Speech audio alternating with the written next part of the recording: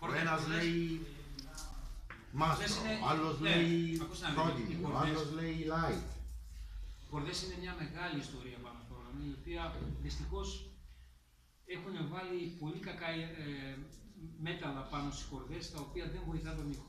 Θα μου πεις τώρα, εντάξει, εσύ κάνεις δικά σου κορδί, κύριε Στάμπο, μας λες για να βοηθήσεις τις κορδές σου. Δεν είναι έτσι. Καταρχήν, εγώ από τις κορδές θα βγάζω μία. Δεν με ενδιαφέρει να βγάλω. Εγώ θέλω να υποστηρίξω το όργανο, να το πάρετε στα χέρια σας και να παίξετε, να το ευχαριστείτε. Ο Πιτσιρικάς εδώ πέρα είχε χθες, του βάλα δικό μας, είχε άλλες κορδές. Του βάλα δικό μας και του βάλα και μια κορδί που έσπασε φα. Πέσε παρακαλώ εδώ πέρα. Τι έγινε? Η φα, η μοργάνα μου η φα, παιδιά, είναι διαφορά από τη γη μέχρι τον ουρανό από τις υπόλοιπες 7 χορδές. Λοιπόν, άρα. Είχα πρότυπο, δεν ξέρω αν είναι πρότυπο. Αλλάξαμε, βάλαμε 9 τις δικές μας, ας πούμε. Οι δικές μας χορδές είναι μετρημένες σε μιλιμέτρ, όχι σε ίντσες. Είναι από εργοστάσιο της Γερμανίας και είναι γερμανικό πέταλο. Η Γερμανία, εντάξει, μπορεί να είναι αυτή που είναι, αλλά κάνουν καλή δουλειά. Λοιπόν, είναι καλή χορδή. Θα την έχουμε από εδώ και πέρα. Εδώ πέρα είναι σε πολύ καλή τιμή. Όλος ο κόσμος μπορεί να πάρει